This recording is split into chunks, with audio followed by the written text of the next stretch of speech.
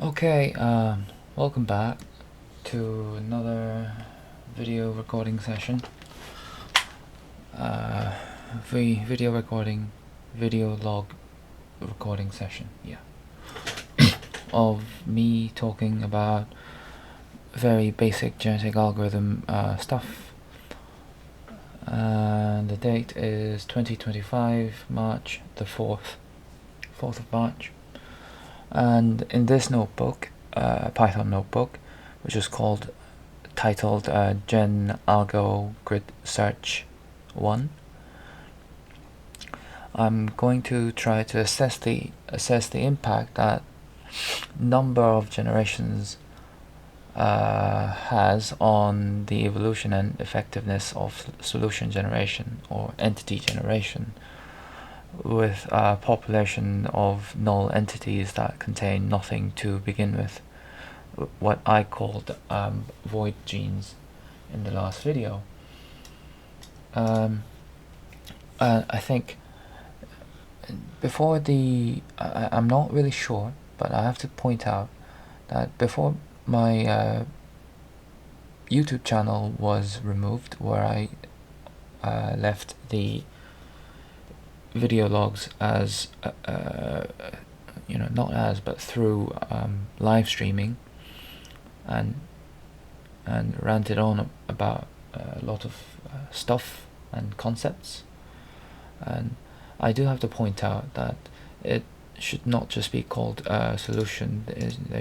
It should be called entity generation, or since getting a solution to a problem, or getting a group of solutions for a problem set is not the only thing that I'm trying to do, as I'll try to do more complex stuff, very complex stuff in the future. And I think calling entities solutions is quite derogatory. So it's not just solution that I'm talking about here, although it is written as solution generation here. In general, I'm talking about entity generation and evolution of entities. So with that out of the way,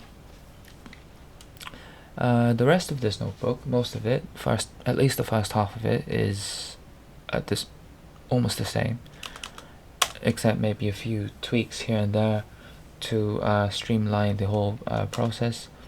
So I import the same stuff. I create the void gene of 20 elements, void genome of 20 elements, because there will be 20 items in this Jupyter notebook. And in the genesis pool, or the initial population, there will be 500 entities, and the items remain the same, 20 items. The utility values also are the same. Constraint values are also the same, and all the functions used are also the same, and the hyperparameters are also the same.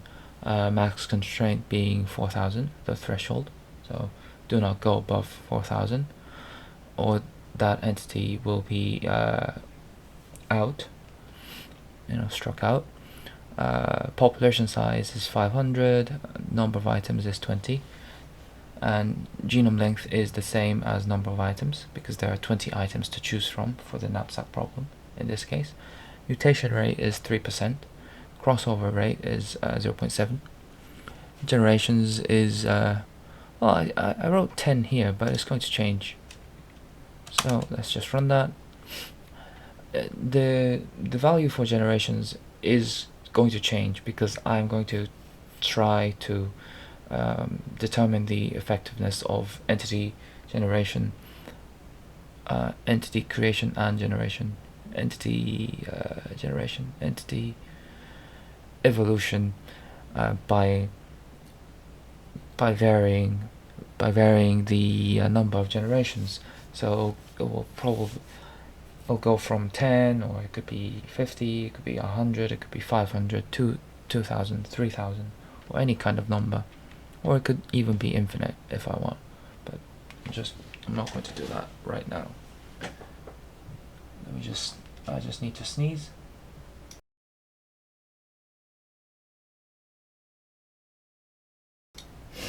Alright, I sneezed. Hopefully that didn't get into the microphone. So, in this notebook, although I ran all the other notebook cells, I'm not going to run these actual scripts where I do the evolution, because I'm just going to look at what I've done before, because it just takes too long. For example, this cell takes 2900 seconds on Google Colab, because I'm running it for 91,500 generations in total. Because in this stage 1, where it says evolve for different numbers of generations, what I'm going to do is evolve the initial population for 50 generations, stop there, evolve it for 100 generations, stop there, evolve it, when I say stop there I mean reset, and stop at 150 generations, and then reset, 200, reset, 300, reset, on and on and on.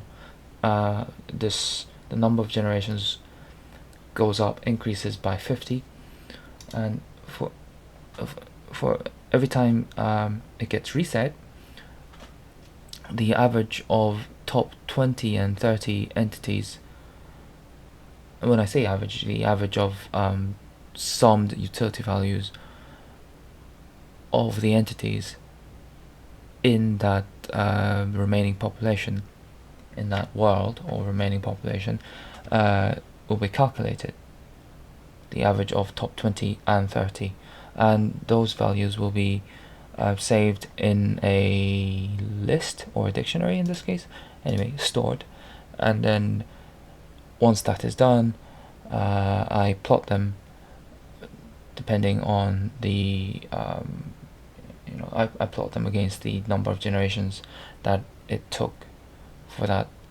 value. So that takes about 2,908 seconds, about 50 minutes. Is that right? 3,000 divided by 60 is 50. Yeah, so 50 minutes. I'm not going to do that. And so here are the results, but this is hard to see, so I'm just going to plot everything, and here we go. So the first one is the top 20, the blue line. The orange one is the top 30.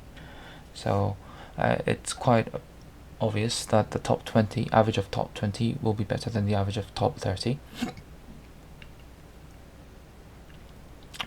And yeah, so this difference is this difference makes sense. What is interesting is that the value for 50 and the value we get after 3,000 generations is not that different. In fact, in this case, the value for 50 is higher than the value for 3,000, and value for maybe 500 or 450 is higher than it is when it was at 50. So it just oscillates. It goes up and down and up and down and up and down. So that's kind of interesting. It might mean that I wouldn't actually need to evolve entities for too much. There might actually be a sufficient number, and anything above that is just too much, or a number that is higher than that that sufficient number of generations required to reach this status could be called overkill. Of course, some leeway or some extra generations can be put in place just for good measures, just for safety. It's just to ensure that the entities evolve to the right level, so the population is just to ensure that the population evolves to the right level, to the appropriate or decent level. But yeah, anyway, that's what I got from this section. Next section is, again, take the void genes, or genomes full of zeros, the worst possible entities. Again, it's not the worst, but in this context, it is the worst. It's just from a very neutral standpoint, I might be able to call it the worst, because it just doesn't have anything. It's the void. There's nothing. But then again, philosophically, from nothing arises something and everything. Yeah, just let me not go there now. But anyway, so in this case, 3,000 generations, but I evolve it for 5 times, not 10 times, but 5 times. That's a typo. And what I do here is do the same thing, but evolve it for 5 times for 3,000 generations each.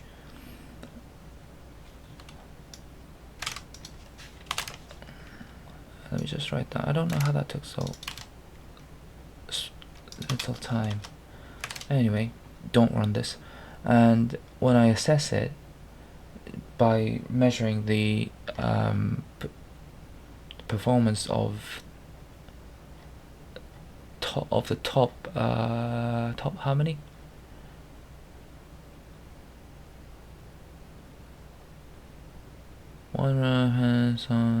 Top 30 entities for every 50 generations, and if I were to plot that, this is what I get. So it quickly goes up from lists of zeros, genomes of zeros, and then just plateaus. It oscillates, everything oscillates, but it doesn't go anywhere substantially higher or any lower than this.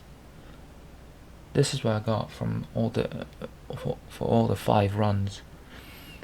So, which naturally leads to the next question: what is this point? At what point do we reach this plateau, or the moment before the plateau? Which is why the next step, for the next step, I evolve the initial population for 30,000 generations. And then what do? Oh no, that's actually for step 4. For step 3, what I do is, since nothing is actually going up or down, what if I were to evolve everything for very, very long?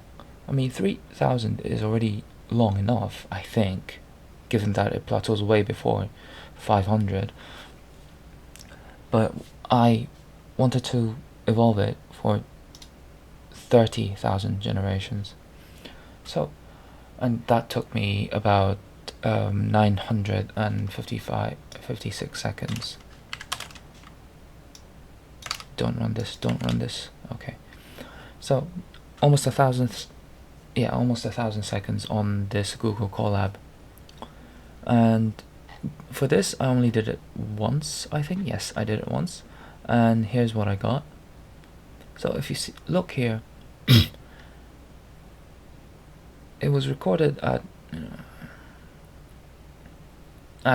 every 50 generations. So, and what happens is that it quickly reaches the plateau again within the first 1,000, and then it just stays there while it just oscillates up and down and up and down, up and down. It's like a very boring chart of it's like a chart of a very boring stock that never goes anywhere.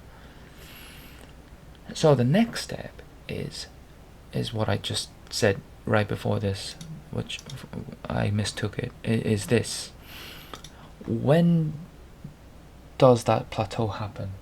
At what generation? At what nth generation does this plateau begin to happen, or just happen. Begin to happen is just superfluous. You don't say that. Should you say that? I don't know. So in this cell, evolve everything for 3,000 generations, and and do that 10 times, and record at every generation. Record what? The average of top 30 entities, which took 9:55 seconds again, which is you know,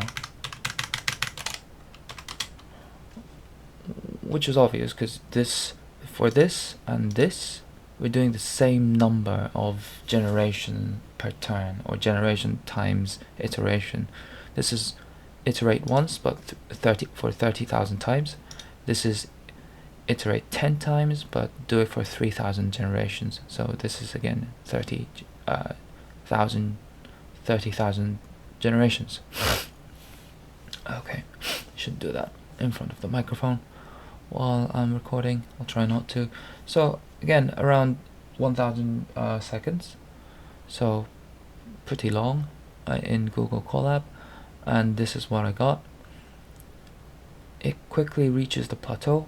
It doesn't show when, so we need to zoom in, and this is what you get when you plot everything for the first 100 generations. See how it reaches the plateau at about at the latest 40. This line. So 40, or even some for some runs it plateaus at around 30, or slightly after 20, but nothing before 20. But anyway, so that's that.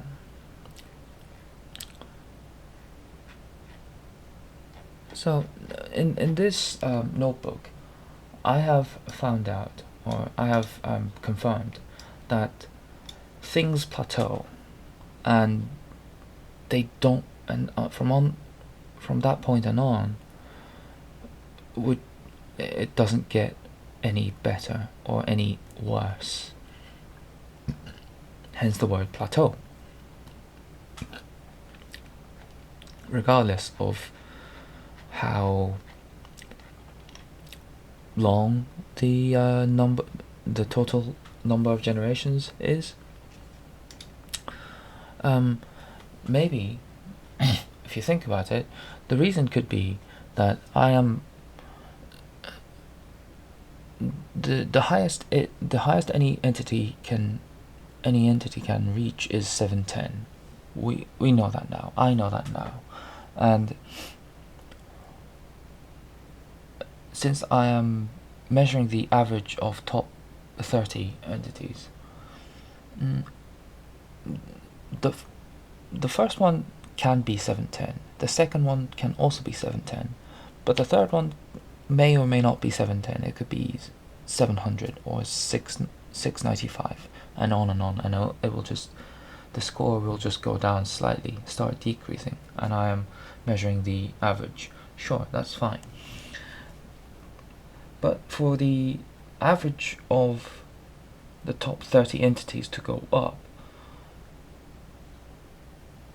the entities, the 29 entities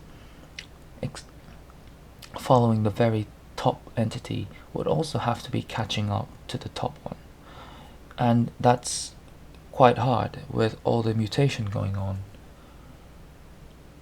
Yeah, that's reason number one. Reason number two is that because the reason number two is that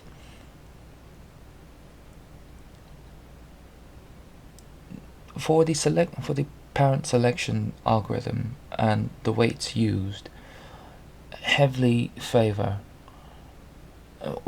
is that the algorithm and the weights used for the parent selection process or scheme heavily favor the top entities, and when only these top entities, or rather when almost only these top entities get to procreate, in this case it's heavily favored, since it will divide by 1 and then divide by 2, 3, divide by 1, divide by 3, divide by 5, so the weights get exponentially smaller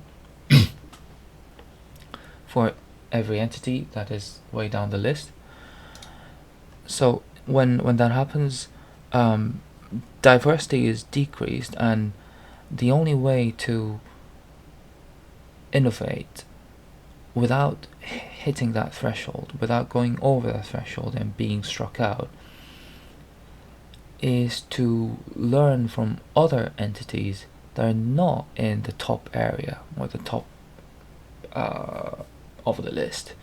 Some entities in some other parts of the list might have some good suggestions, and you need to learn that. But if that doesn't happen,